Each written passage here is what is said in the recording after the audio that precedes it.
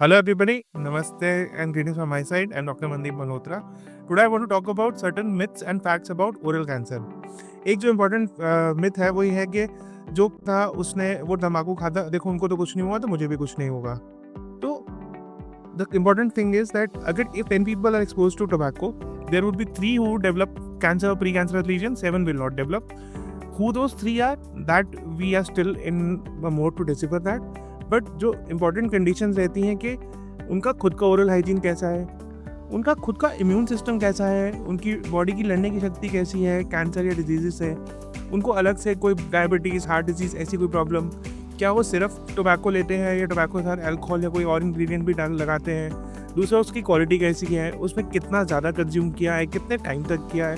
तो all this factors come into the picture when I am talking about who would develop a cancer and who would not develop a cancer.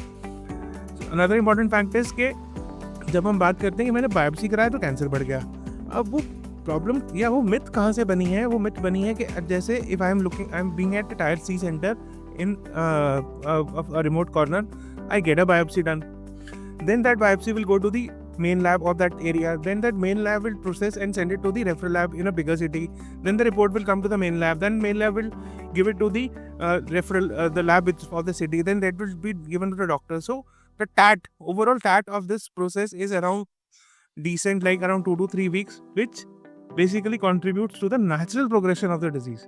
तो disease naturally इतना progress कर जाएगा कि वो 3-4 हफ्ते में वैसे ही इतना बढ़ना था कि वो सारा का सारा जो एस्पेक्ट है कि वो मैंने बायोप्सी कराया तब से वो बढ़ गया. तो ये कुछ चीज़ें हैं जो इम्पोर्टेंट हैं ओरल कैंसर के लिए और हमें इन पे ध्यान देना चाहिए. Thank you.